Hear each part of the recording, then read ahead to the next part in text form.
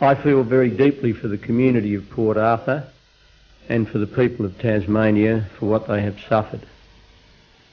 Out of that terrible tragedy, at the very least, the governments of Australia united in their determination to have tougher and more effective gun laws. I hope that the lessons of Port Arthur will not be forgotten on the Australian community, that there is a capacity for evil in our community, and we should always work as a nation to care for those who are the victims.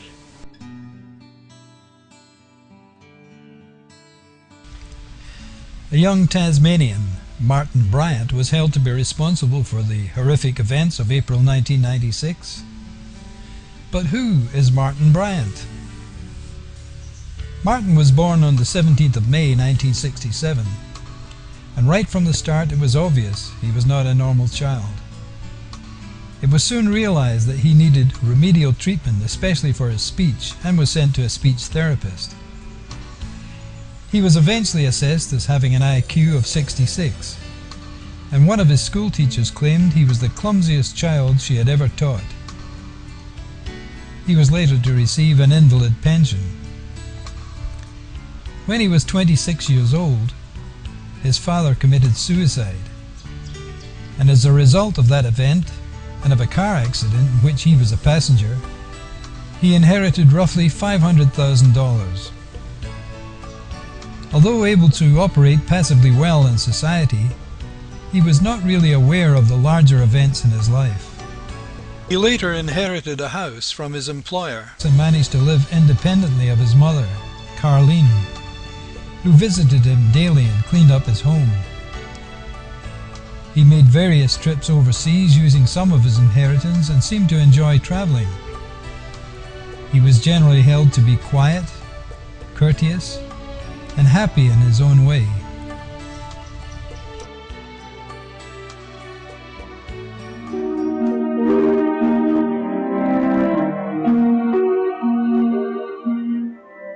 Petra Wilmot was the last person to get close to Martin Bryant.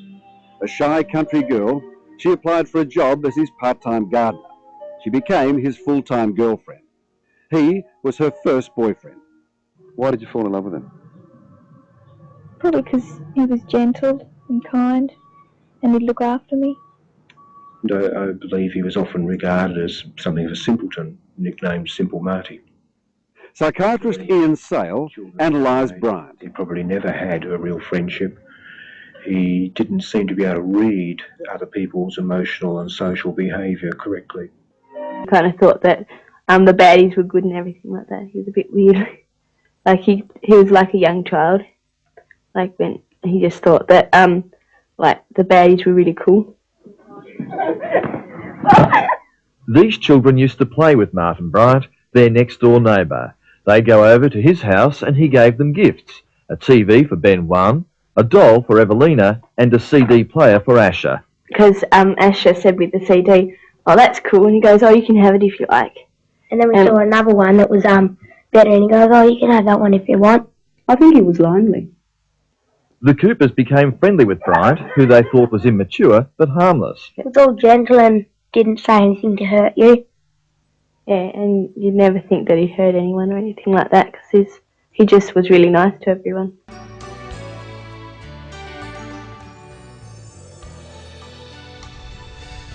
But just what was it that this inept and clumsy young man was accused of? But first, a scene of horror and carnage in the Tasmanian town of Port Arthur tonight, where as many as 25 people have been shot dead in Australia's worst massacre. At least 15 people are wounded, and the gunman, who's still holding police at bay, is thought to be holding at least one person hostage. Most of the victims are reported to be tourists visiting the historic penal colony at Port Arthur. Helicopters began ferrying the injured to Hobart from Port Arthur after a gunman opened fire there this afternoon. We've had a gunman run amok on the Port Arthur historic site. That's 85 k's from Hobart. It happened mid-afternoon. There are at least 12 confirmed dead, if not 22. There's a further 15 injured. At the moment we have a hostage-to-siege situation which we're attempting to contain to control.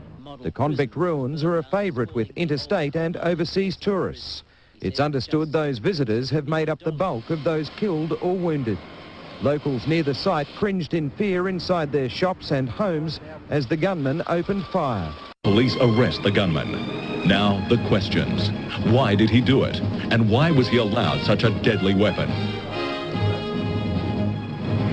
Good evening, everyone, and welcome back to this special one-hour edition of 790 News, incorporating Today Tonight, live from Port Arthur. Later, a full bulletin of local and world news with Anne Forward.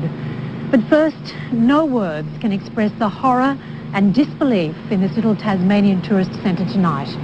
Port Arthur has become a town of crisis, of wounded crowded into hospitals, of police desperately trying to piece the massacre together, and of families shattered by tragedy. Less than 36 hours after the gunman went on an indiscriminate rampage, the death toll stands at 35. The worst massacre by a single civilian in world history. The killer himself is in hospital with some of his victims. He was captured, his clothes ablaze as he ran from a burning building. The horrific massacre at the historic penal settlement began without warning.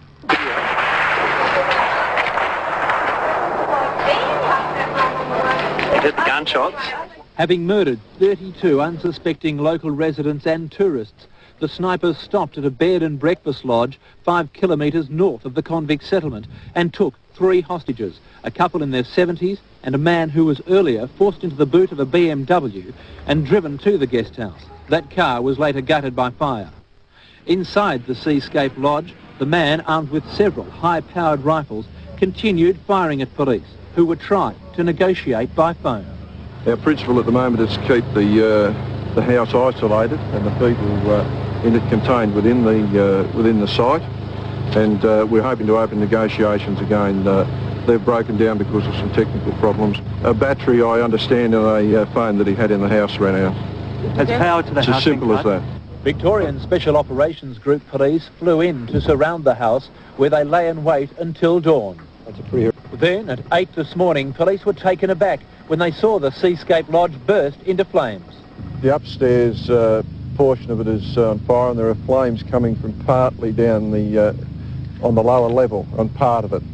It's starting to slowly spread, I understand. There are still shots being fired, so at this stage I've given instructions that none of our personnel are to approach the house. 30 minutes after the fire began, the gunman himself walked out of the cottage, his own clothes on fire. He was immediately arrested by heavily armed Special Operations Police. The person has been taken into police custody, conveyed to the Royal Hobart Hospital, suffering from burns, no gunshot wounds. The killer was taken by ambulance to a Hobart hospital. Under police guard, his head covered. He was wheeled into casualty and will face court as soon as his doctors allow. For 2 hours today, police escorted us to see the results of the killer's rampage. The house where his 3 hostages died was still smouldering. Having arrested the gunman, aged in his late 20s, police soon realised there were no survivors in the house. It burnt to the ground, leaving only the chimney and iron veranda post standing. The 3 hostages who died inside the cottage take the unbelievable death toll to 35, Australia's worst shooting massacre. I think carnage is the simple way to describe it. It's probably the only single word that I know that would describe what was experienced in there. The tourist region will reopen to the public in the next few days. The sudden and appalling slaughter now added to the region's already dark history. At Port Arthur, Dean Allen Craig, 7 Nightly News. It was here, as the gunman drove out of the park, that he shot dead a mother and her 2 children, sisters aged 3 and 6.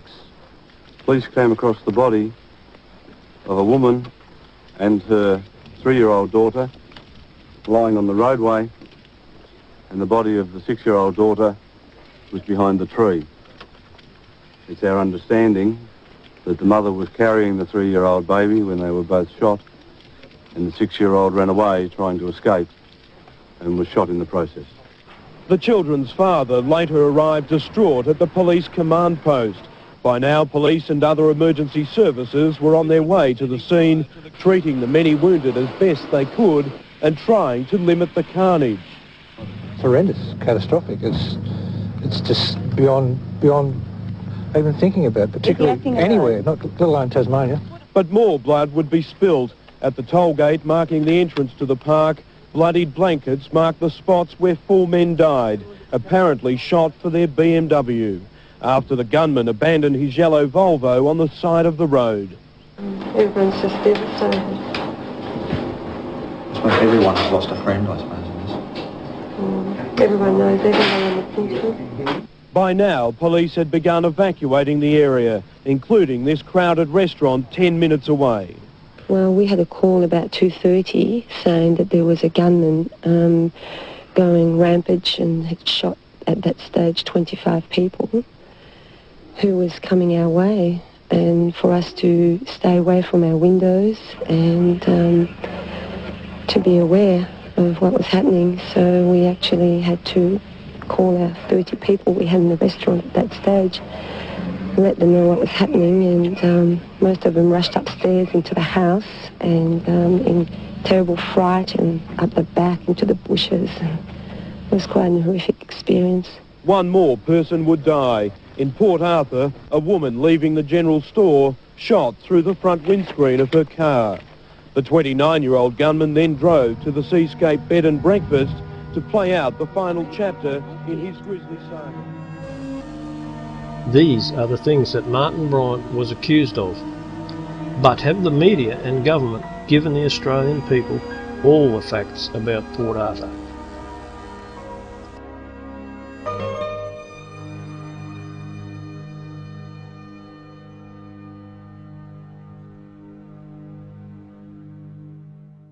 To find out, let us listen to what the witnesses had to say. One survivor in Royal Hobart Hospital has had a warming message from his 9-year-old son in England. I love him really much and I want to see him. 9-year-old Gareth Collier found out his father had been shot after seeing his picture in a newspaper. My dad with all these things around his neck and he's laying down in bed with all blood around his face and his ambulance is like got him. Gareth hopes to leave for Australia soon to visit his injured father.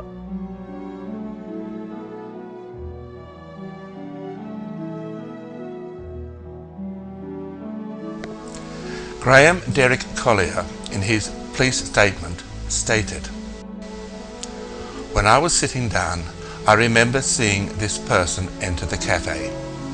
He came through the doors on my right. I noticed him because of his overcoat. I think it was green. It was a type of colour you don't see that often. That's why it stuck in my mind. I saw him carrying a long bag. It didn't seem unusual, because all backpackers have long bags. He seemed to be somewhere about 20. He had long, blonde, bedraggled hair, about 3 to 4 inches below the shoulder. He looked like he might have had a lot of acne, a pitted face." Everyone who knew Martin Bryant agreed he had a flawless complexion. My wife Elizabeth and I were both employees at Port Arthur Historic Site Management Authority and were both working there the day of the massacre. My wife Elizabeth was murdered inside the gift shop section of the Broad Arrow Cafe, one of 20 victims murdered thereabouts. I know that Martin Bryant was not the gunman at the massacre at Port Arthur. How do I know? The coroner, Mr. Ian Matheson, wrote a letter to a number of survivors of the massacre informing us that Martin Bryant was not the gunman at Port Arthur. In the letter dated the 31st of January 1997, the coroner, Mr. Matheson, wrote, "As a result of the outcome of the charges against Martin Bryant in the Supreme Court of Tasmania, I write to advise I do not intend to resume the inquest that I opened on the 29th of April 1996. I believe it is not in the interests of the family, friends or witnesses to again traverse the factual situation in a public hearing, particularly when any finding I make must not be inconsistent with the decision of the Supreme Court." Well, I thought long and hard about this statement and discussed the point with friends. You must understand that there were many other facts of the shootings inside the Broad Arrow Cafe that begged a proper, open investigation, including workplace safety issues, and especially the issue of the emergency exit, that were totally outside the issues of the gunman. It was the simple fact that the coroner, Mr. Ian Matheson, believed that he could not make any finding that was inconsistent with the findings of the Hobart Supreme Court that really stirred me. The Supreme Court can only make the finding of either guilty or not guilty in the matter brought before it. It follows that for Mr. Ian Matheson's inquest into the massacre at Port Arthur to make a finding inconsistent with the Hobart Supreme Court, then the finding could have only been Martin Bryant was not guilty of the charges brought before him. For the coroner, Mr. Ian Matheson, to arrive at the decision not to resume the inquest into the death of the 35 people that were murdered at Port Arthur, the massacre due to this reason, which he himself provided, then the coroner must have been aware that Martin Bryant was not guilty of the serious offences which produced 72 charges against police brought against him that day. Tonight, victims call for a royal commission into the Port Arthur massacre. Alison Hembrough with ABC News. There's growing support from victims of the Port Arthur massacre for a royal commission or public inquiry into the shootings. They're disappointed an inquest into the tragedy has been abandoned, claiming many issues remain unresolved. These include concerns over security at the site and the issue of a locked door, which they claim may have cost lives. Despite a lengthy court process which led to Martin Bryant being jailed for the rest of his life, some of his victims claim there's still much to be resolved about that day. Wendy Skerr was a tour guide at the site, one of the first to begin treating the dead and wounded in the Broad Arrow Cafe. She believes a locked door in the adjacent souvenir shop cost lives. If that door would have opened, I believe that at least 7 people that died in there would have had time to have got out. Wendy Skerr is one of a growing number of Port Arthur victims calling for an inquest into the tragedy to be reopened. Stephen Howard is another. He lost his wife in the cafe. He's particularly concerned about security at the site. There is no security at Port Arthur at this very present time, day or night. 2 weeks ago, the state coroner decided not to resume the inquest into the massacre. His decision, backed by the government, was based on the fact that Martin Bryant had pleaded guilty and the belief that survivors and families of victims would not want another raking over of the coals. For many, that's a very understandable reaction. But the coroner's decision has prompted a bitter response from 2 people who were closely involved on that day. Stephen Howard, whose wife was killed in the Broad Arrow Cafe, and Wendy Skerr, a former tour guide who attended to the injured in the cafe, want evidence presented publicly which they believe will show some people could have survived the shooting if security and safety issues had been addressed earlier. I was very disappointed and very upset about the fact that there was going to be no inquest. I believed a lot of questions will be left unanswered unless this decision is reversed. I believe a lot can be gained by having this inquest. So many family members were there that day that lost relatives or friends, other people that weren't as directly involved as some of us were. A lot of questions need to be answered about what happened that day, what could have been prevented that day. I believe the whole nation will support this issue. The gun lobbyists, I believe they will be very interested in backing it as well, as it was raised last week in the media that the government had $50 million to buy back the guns, but yet couldn't find the money to have this inquest. And late this afternoon, I recorded this interview with Tasmanian Attorney-General Ray Groom in response. Ray Groom, you backed the coroner's decision not to have a coronial inquiry on the grounds, I think, that it would distress families unnecessarily because Martin Bryant had pleaded guilty. How many families or victims themselves did you actually consult before you backed that decision? I've had a lot of contact with many of the families involved, Kerry, and the victims, those who were wounded, and of course also the general community of the peninsula and around Tasmania. There's no doubt at all that the common feeling is that we should get on now with the healing process. I don't believe it's in the public interest of the people of our state and those concerned to have a long drawn out public inquiry into this matter when the facts are quite clear. I believe it would be very, very traumatic. The government has a firm view about that we do want to try and put it behind us. And The issue being on the front pages in the headlines day in, day out has not helped our state. It's been very damaging to our community in very many ways. Well, Stephen Howard is one victim who lost his wife, and he's quite passionate and pleads for a coronial hearing because he believes that all the facts haven't been laid out on the table. I've not heard directly from Stephen. I've met Stephen. I know Stephen. I've had discussions with him. He hasn't put that view directly to me. Mr. Groom's remarks seem strangely at variance to the reply Stephen Howard received from Mr. Groom, which read in part, "I regret that I cannot accede to your request.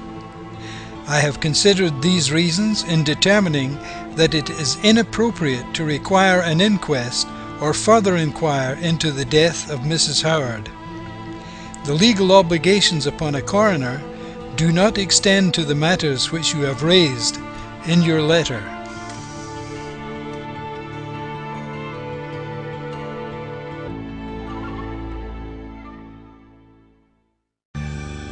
The media handling of the events at Port Arthur could only be described as reprehensible.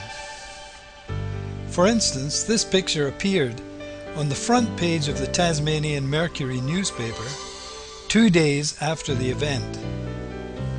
It could have influenced witnesses and ensured a fair trial for Martin Bryant was impossible.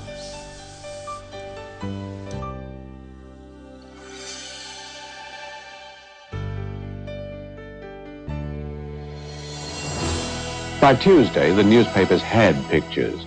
Murdoch's Hobart Mercury treated their picture in a most extraordinary way, unfolding their tabloid format into a broadsheet front page. This is the man. Our Tasmanian audience has his face obscured, but not the Mercury's readers.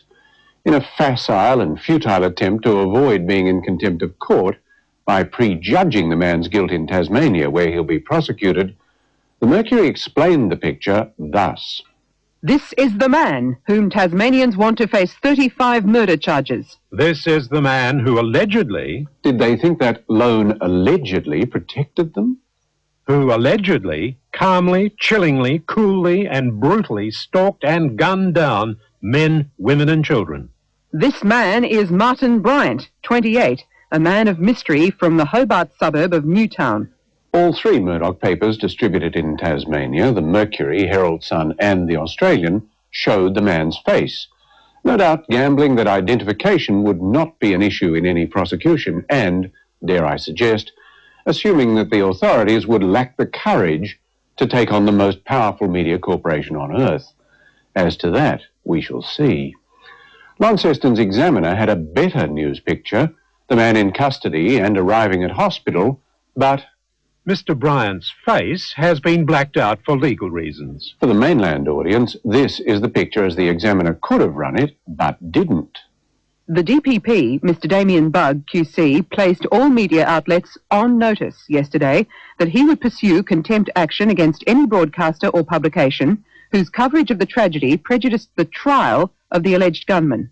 And if pre-trial coverage by the media, in some enthusiastic desire to disclose as much as possible to the public, results in a person being deprived of a fair trial, I wouldn't call it a legal nicety at all. Since then, the DPP has given notice of prosecutions of the Australian, the Mercury, the Age and the ABC. Meanwhile, the Courier Mail thought it had a bit of a scoop of its own, a picture from the Newtown High School's yearbook. A young Martin Bryant at Newtown High School. Only it wasn't. The photograph was not of Martin Bryant, but of Michael Robert Bryant of Hobart. Who may not be prepared to settle for something as little as a one-sentence apology hidden between advertisements on page 2, 3 days later. But there's more to be said about News Limited and that photograph. First, it was run by every one of Rupert's Australian prints, the Advertiser, the Herald Sun, the Telegraph, the Courier Mail, the NT News, the Hobart Mercury, and of course the Australian. And Tasmania can join us for the close-up. In no paper was there any fiddling with the picture. The eyes were shown thus, except in the Australian. There, the whites were painted in and the pupils were darkened.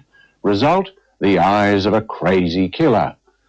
An enormous number of people spotted the enhancement, such a genteel euphemism, and Wednesday's Oz carried this explanation. An attempt to remove shadow from the subject's face unintentionally led to the complete removal of colour from the whites of his eyes. No editorial instruction to alter the photograph was given. We believe you, Mr. Kelly. Hundreds of thousands wouldn't. Paul Kelly didn't mention a botched attempt to remove shadows when he spoke to AM. The treatment of the eyes was a mistake. It was done in the production process. The important point to make is that there was no editorial direction given. There was no editorial instruction given to change the eyes at all. Researching this question for our own purposes produced a squeal of protest from the editor-in-chief at the Oz.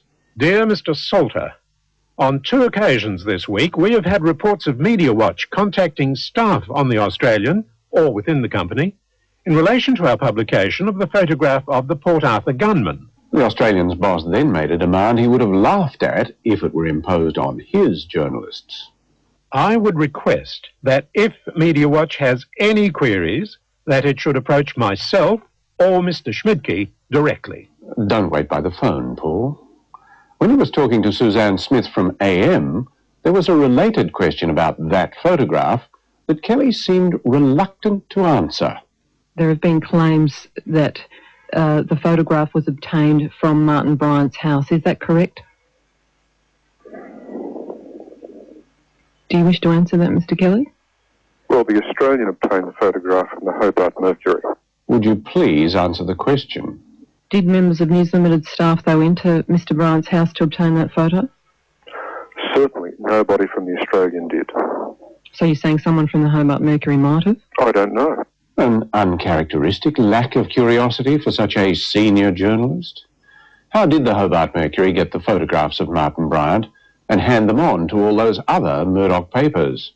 Doubts persisted over how the photographs, which appeared on Tuesday, had been acquired, the police public affairs manager, Mr. Jeff Easton, said. He said he was unaware of any complaints of a break-in at Mr. Bryant's suburban Newtown house. Well, the occupant was otherwise engaged, wasn't he? But 2 journalists employed by the Mercury seemed terribly familiar with the interior of the house. From the street, it offers no clues as to the identity of its inhabitant. But Stuart Potter and Sue Bailey report that on closer examination, it revealed some details of Martin Bryant's lifestyle. Thereafter, it becomes obvious that Potter and Bailey have been through the place with a fine-tooth comb. Display cabinets are cluttered with old dolls, figurines and trinkets. Figurines also sit on picture rails in the lounge room and entrance foyer. The kitchen, too, like the rest of the house, is cluttered. Any photographs among the clutter? The Mercury's editor is Ian McCausland. May we ask you, Mr. McCausland, who obtained the photograph? And from where? We've inquired of the police, and this is what Mr. Easton told us.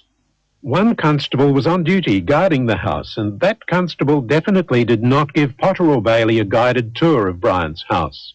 Police suspect a 3rd person was involved. 2 people distracted or otherwise engaged the constable, while a 3rd party entered the house. McCausland's paper, indeed every Murdoch paper, has managed to ignore the story about their photographs. The Canberra Times, a non-Murdoch paper... Photographs of alleged Port Arthur gunman Martin Bryant that appeared in the media had not been officially issued, Tasmanian police said yesterday. And the Examiner? They may well have been obtained by other means, a spokesman said. So a couple of unanswered questions remain. But there's no question about a certain Fairfax editor. I refer, of course, to Peter Cullen, who rejoices in the title of Editor-in-Chief, albeit of the Illawarra Mercury. His column on Saturday was headed, "Nothing but a bullet for Bryant." And what followed was the sort of thing you'd hear from a lonely drunk in the corner of a public bar, raving to himself as everyone else shrank away from him. Our system of justice demands a trial for Bryant. Why? It's called the rule of law, Mr. Cullen. We know you're not much impressed with it. What more do they need to prove his guilt? Due process and the consequent satisfaction that justice had been done. It's a strange society in which we live. A madman kills 35 people and then society goes out of its way to make sure all his rights and privileges are observed for a fair trial. Sickening, isn't it? Cullen is a powerful argument against foreign ownership of Fairfax. Surely Conrad Black doesn't know he has an editor like that? Good night to you.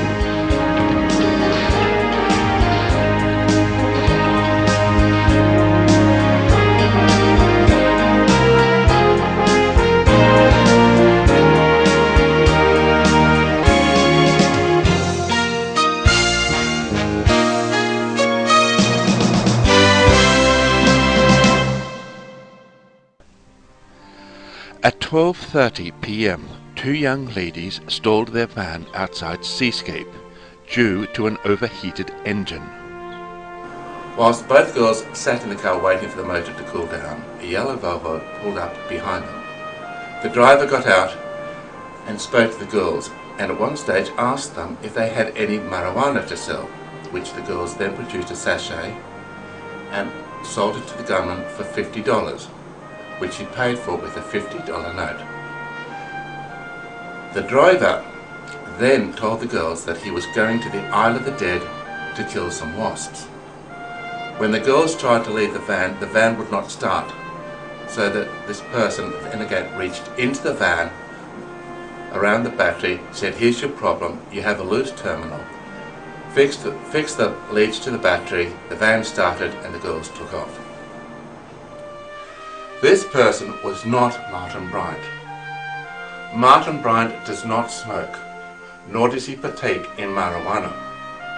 Martin Bryant does not understand the electrical systems of motor cars.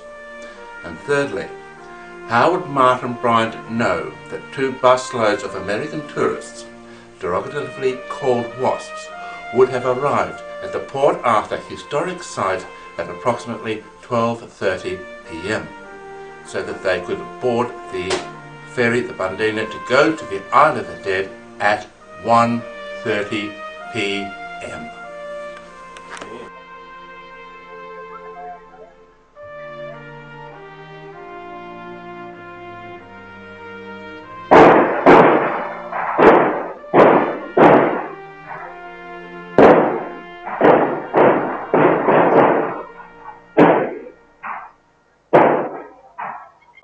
He said, there's a lot of wasps around today, there's not many Japs here, are there?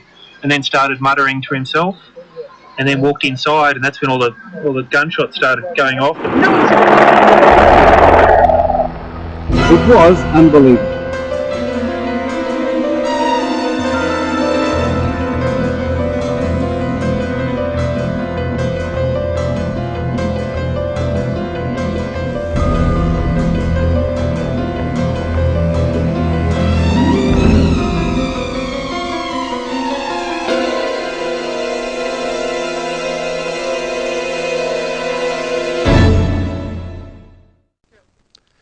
At 10:40 a.m, two neighbours, Andrew and Lynn Simmons, were at their driveway, waiting for a car to arrive, when they heard two shots emanating from Seascape Cottage.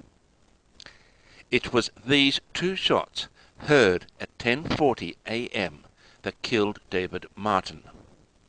However, at this time, Martin Bryant is drinking coffee at the Shell service station at Fawcett, as per the witness Gary King. Martin Bryant was 58 kilometres away when David Martin was murdered.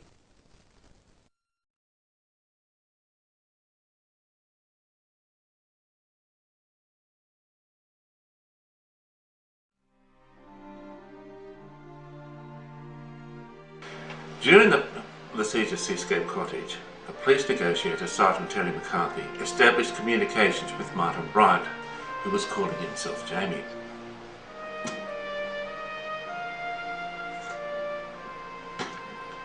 Sergeant Terry McCarthy stated it was his belief that Martin Bryant was speaking from some sort of a script. Sergeant McCarthy also established that Martin Bryant had an accomplice, who Martin called Rick.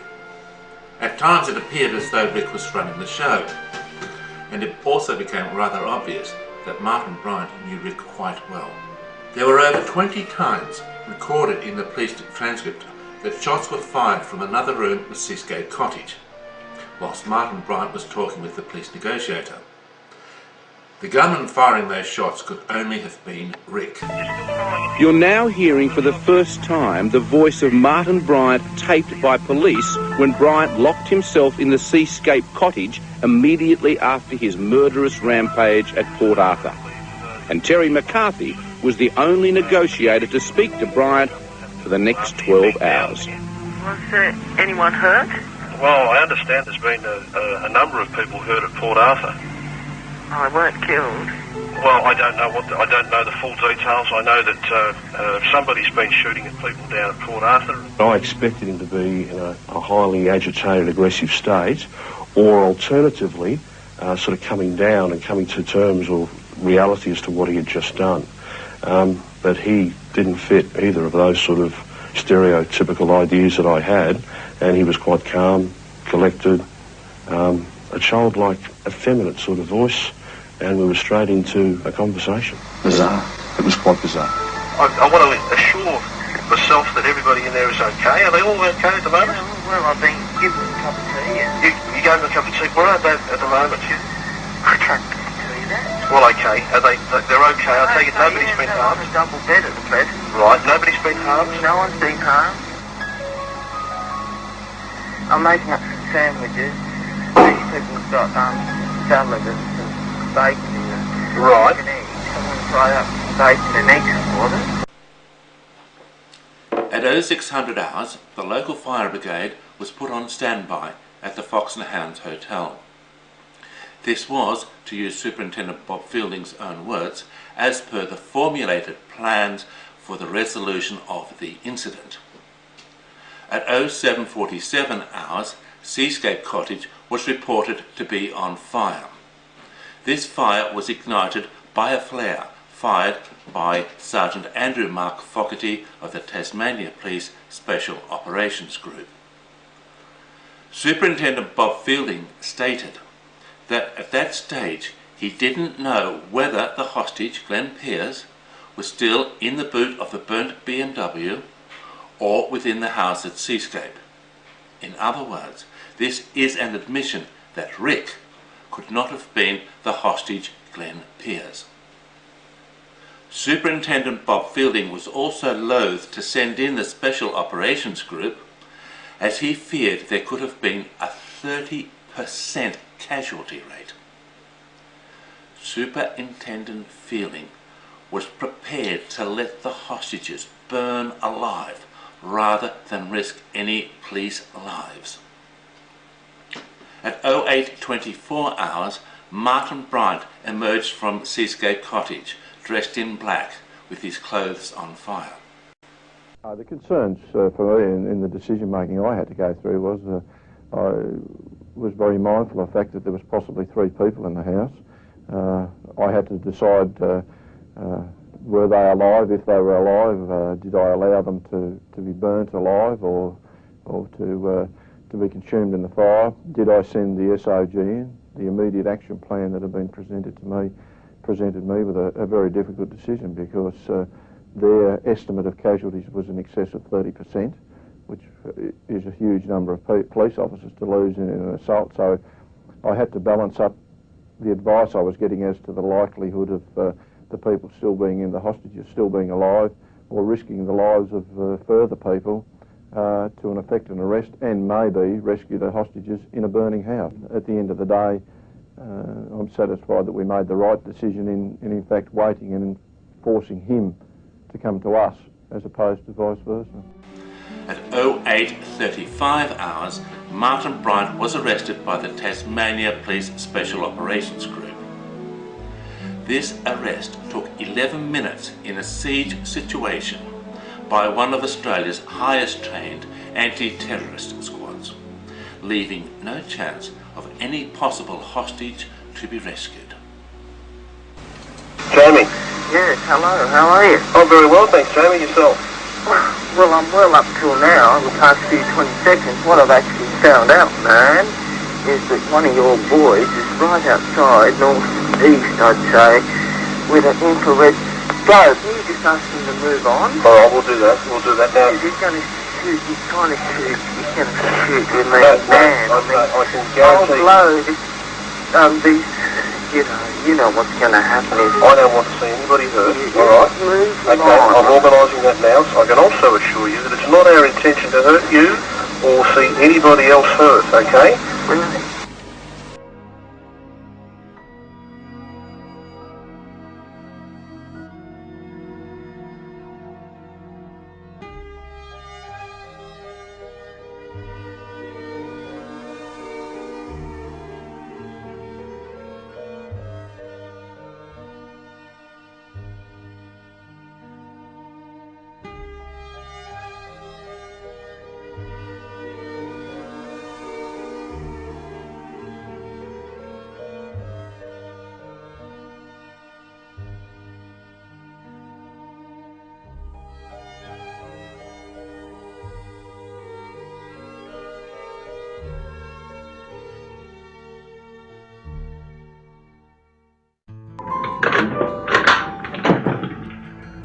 This weapon's a 223 caliber Colt self-loading rifle, model AR-15.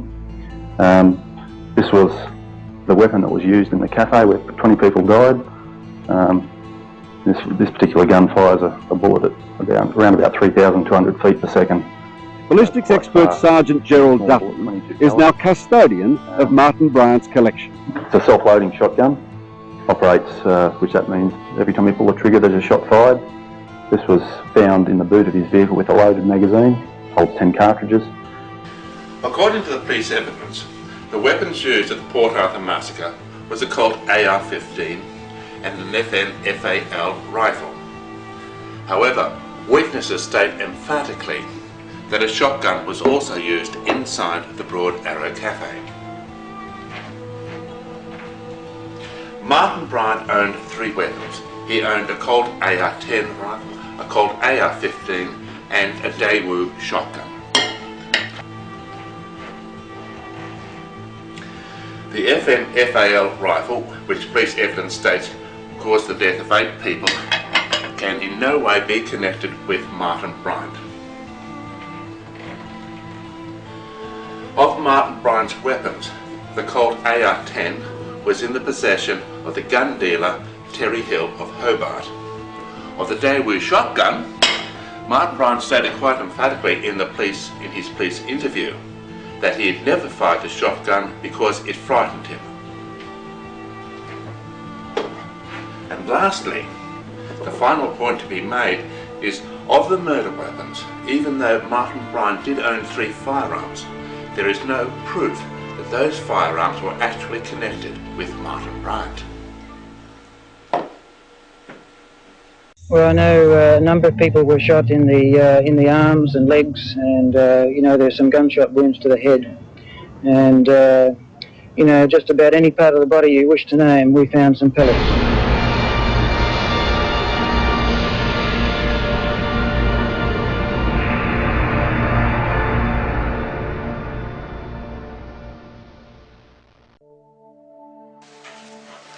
On the 24th of April 1994, the Hobart Supreme Court found that Martin Bryant was incompetent to handle his own affairs.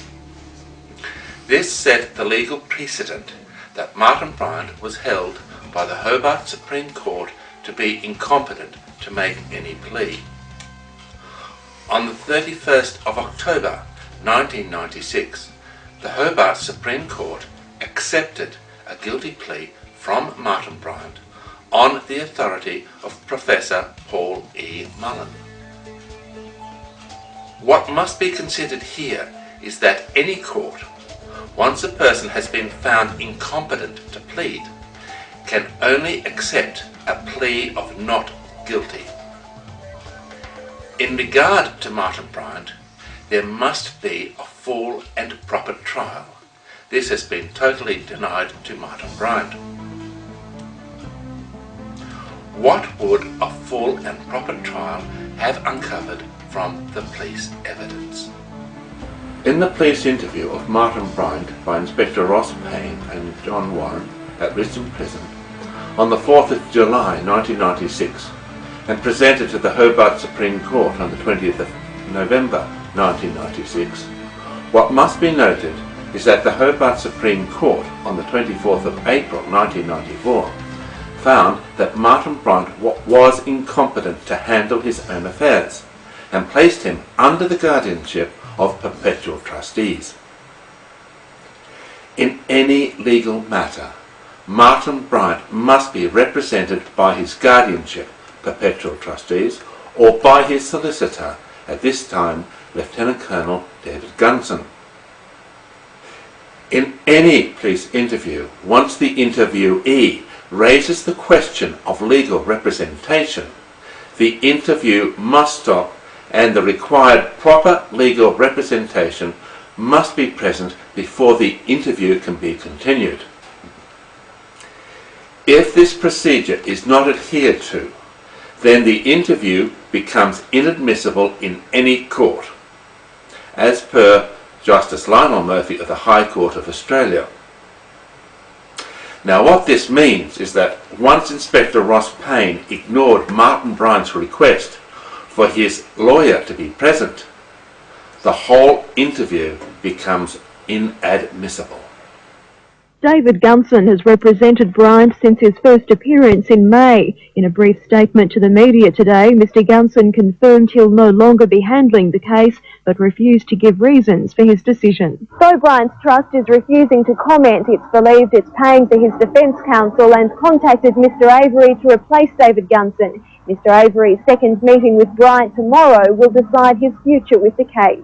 John Avery met with Bryant at the prison hospital yesterday morning, just hours after Bryant pleaded not guilty to 72 charges relating to the shootings. While Mr Avery says he'll need to go through the case papers before making a final decision, he's more likely than not to appear for Bryant at a brief mention hearing set down for Friday. Meantime, a bill designed to seize the assets of Martin Bryant has been introduced to State Parliament. Bryant is understood to have assets worth about $1.5 million, including a house and a trust fund. The legislation would allow the Supreme Court to freeze the assets of anyone charged with a serious offence. On conviction, their property would be sold, the money given to victims. The legislation is designed to protect the rights of victims who have suffered at the hands of an offender or an alleged offender. Once passed, the legislation will be the first of its kind in Australia. Mrs. Carleen Bryant's solicitor was Mr. John Avery. In October 1996, Mrs. Bryant was persuaded by John Avery to assist in making her son change his plea from not guilty to guilty. This demonstrates a conflict of interest in the duties of Mr. John Avery. The Hobart gun dealer, Mr. Terry Hill's solicitor, was again Mr. John Avery. On the 6th of June 1996, John Avery wrote a letter to his client, Mr. Terry Hill, that is extremely telling.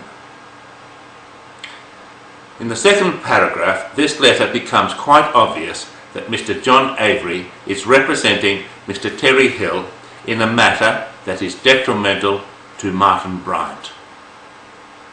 The third paragraph tells us that we had Mr. John Avery and Inspector Ross Payne conspiring to coerce Mr. Terry Hill to give evidence against Martin Bryant.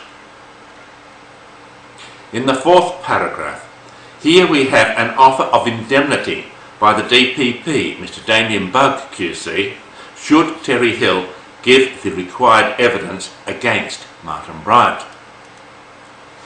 Paragraph 5. Here we have the threat of prosecution should Terry Hill refuse to comply with the wishes of Inspector Ross Payne and the DPP, Mr. Damien Bugg QC.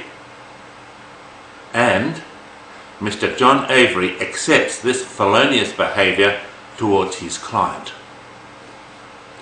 Sixth paragraph.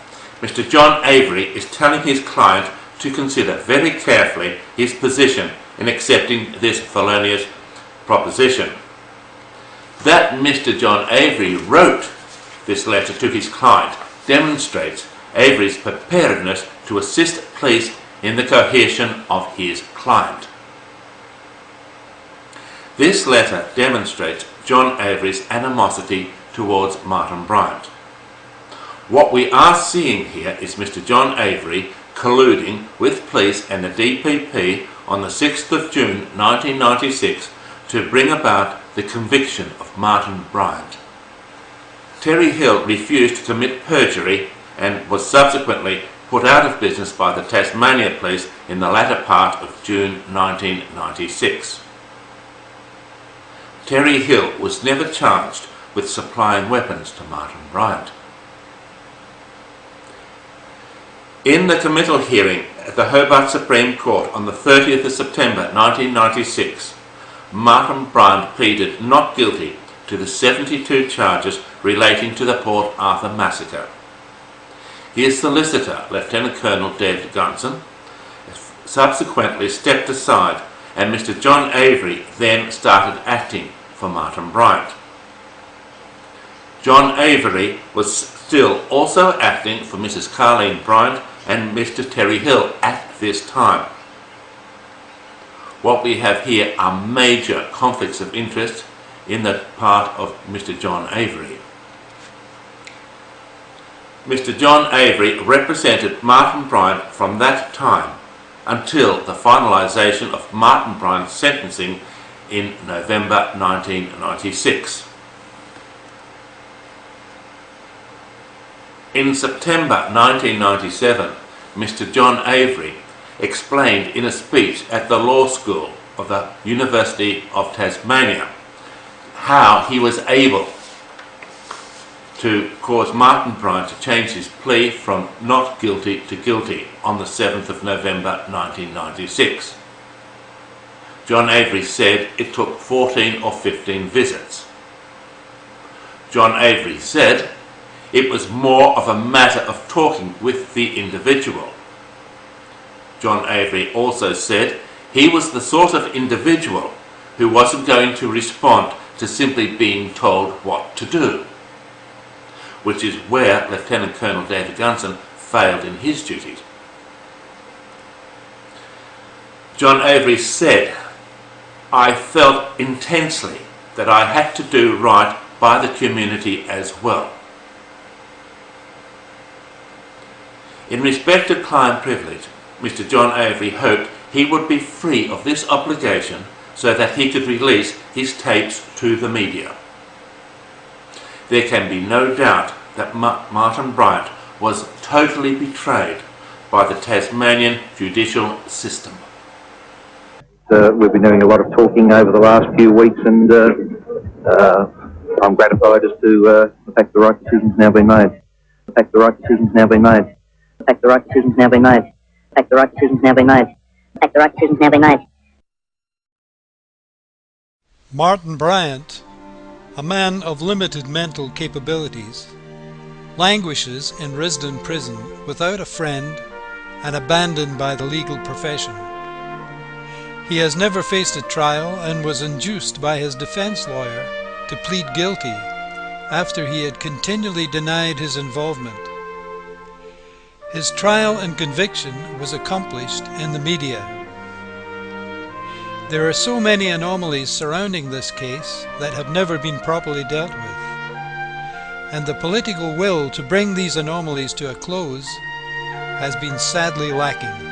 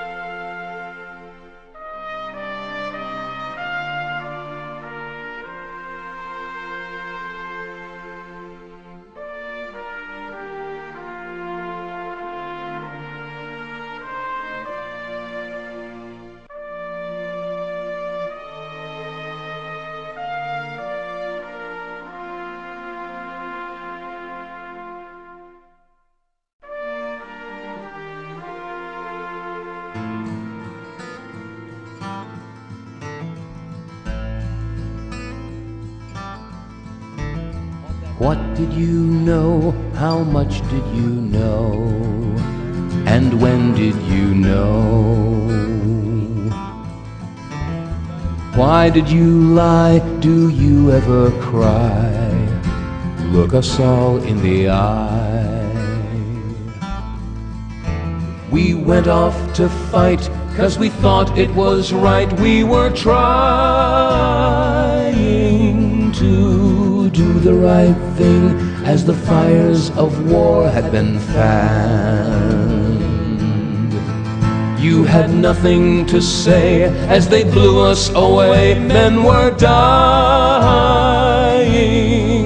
As you tallied the score, boys marched off to a war that was planned.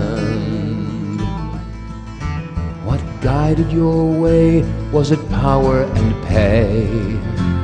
Is that all that mattered? As your plans were deployed, many lives were destroyed and families were shattered. We trusted in you and the things that you do would protect our way of life. How could we know that you served another? And when you saw our pain, you just did it again. Yes, you turned the knife while you smiled in our face and convinced us that you were our brother.